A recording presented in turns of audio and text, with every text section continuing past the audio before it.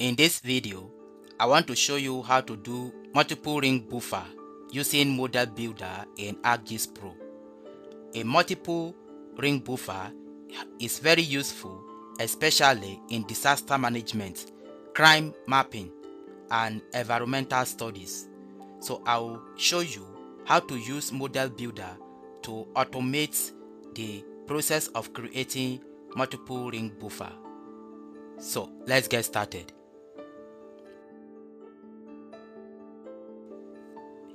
In ArcGIS Pro, the first thing we are going to do is to bring in the data we want to use, and to do that, come under Map, click on Add Data, navigate to your folder where you have the data. So I want to use Nigerian State Centroid. I'll click to select it and click on OK. Yes, I have this series of points which are centroid of Nigerian states. Now the first thing to confirm is to confirm the coordinate reference system of the data. So to do that, right click the layer and come to Properties. Click on Properties. When it's open, come under Source and come to Spatial Reference System. When you click on it, you can see the current coordinate reference system is Geographic Coordinate System. So in this case, it will not work for the purpose we want to use it for. We will need to project this very data. And to project it, come to Analysis and click on Tools. Then when it's open, come under Data Management Tools. Click to expand it. Then scroll down and locate Projection and Transformations. Click to expand it. And here, you can see Project. Click on Project. Now our input data set, click on the drop down and select your data, which is State Centroid. Then the output, specify or give a specific name to the output, or you can leave it at default. Then select the output coordinate system. To do that, just come to this icon, click on it and come to Projected Coordinate System and scroll down, come to UTM, expand it and come down to WGS 1984. Then this data belongs to Northern Hemisphere, so I will click to expand the Northern Hemisphere. Then it belongs to UTM Zone 32 North.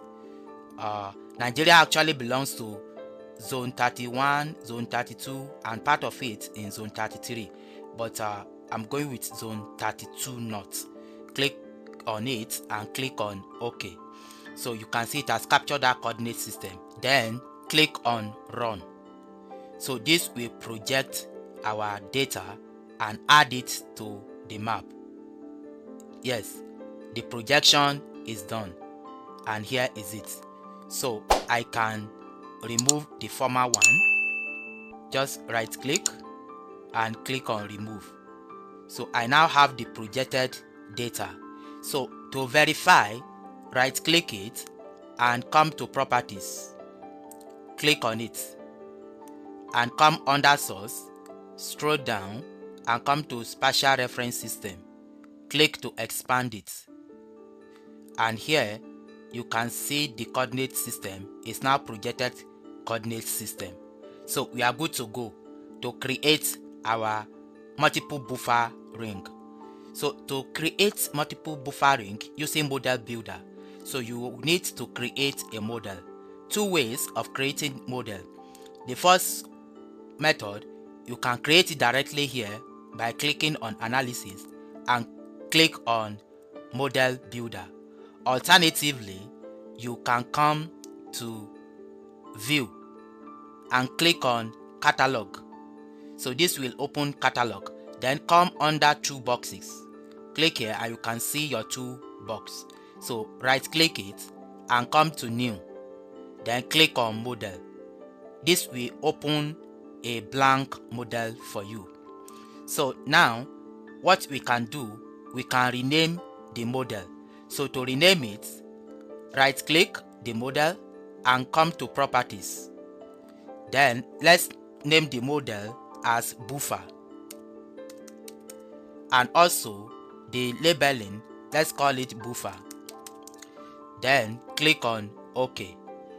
It has reflected here. To make it reflect here, come to ModelBuilder and click on Save. So the renaming process has been reflected here. Now, after you have done this, to create the multiple buffering, you need to bring the tool into the model. And to do that, come back to geoprocessing and move a step back. Then here, you can search for multiple ring buffer. You can just search for ring and it will bring the tool here, which is multiple ring buffer under analysis tool. So what to do is to click and drag the tool into the model. I have the tool inside the model. Now you have to add your data as well. So our data is the state centroid. So I'll click and drag the data into the model as well. Now what we need to do is to connect our data to the tool. And to do that, just click here and drag the arrow to the tool. Once you drop it, it will ask you, is it the input feature? Click on input feature.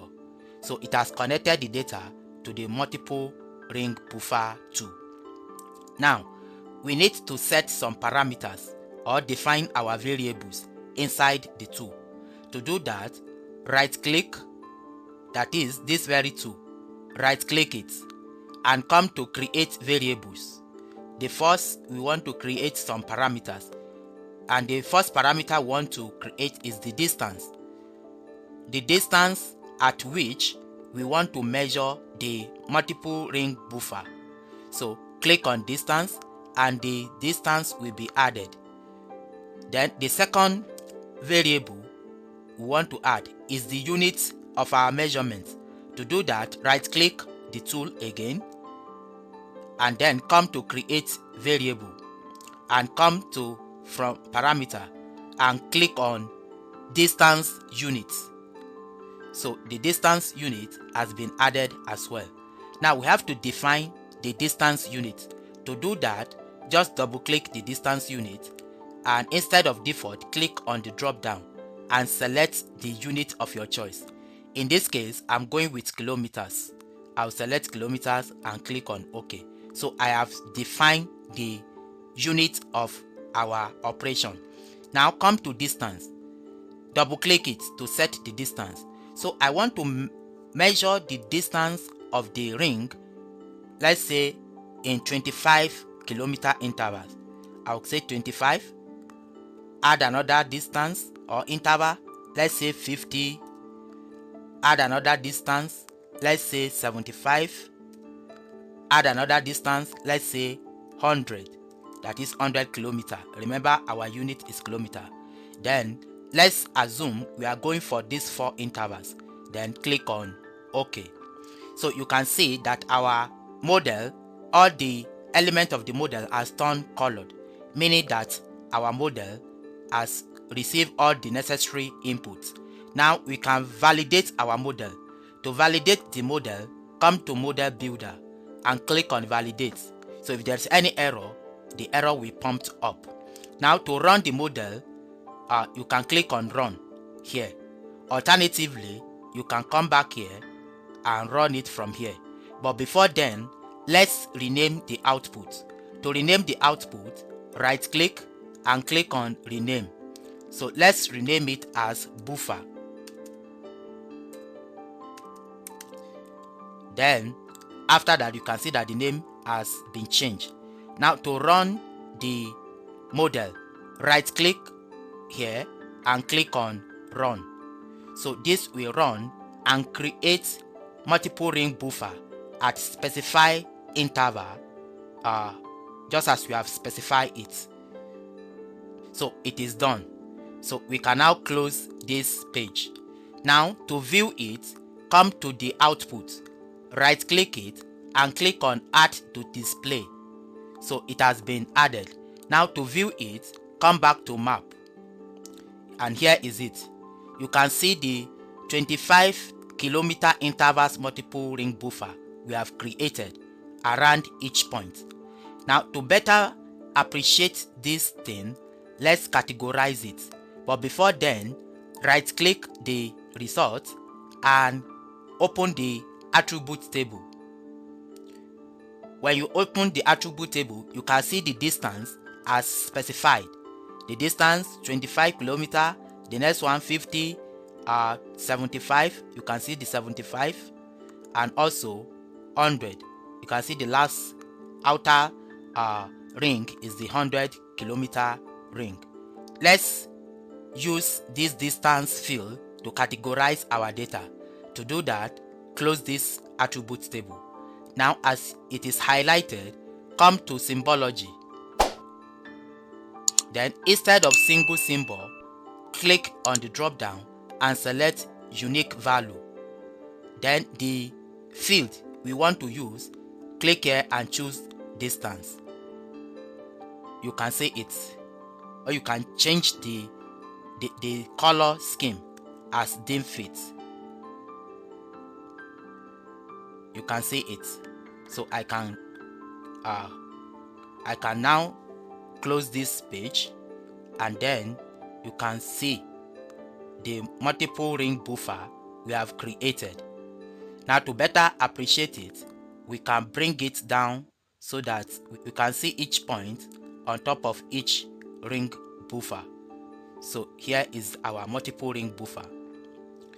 So this has application in disaster management, utilities, and environmental studies. So this is how to use ModelBuilder in ArcGIS Pro to create multiple ring buffer at specified interval. In case you have any questions, let's know in the comment section. To support us, kindly join our YouTube membership, or you can just directly buy me a coffee. Thank you for watching.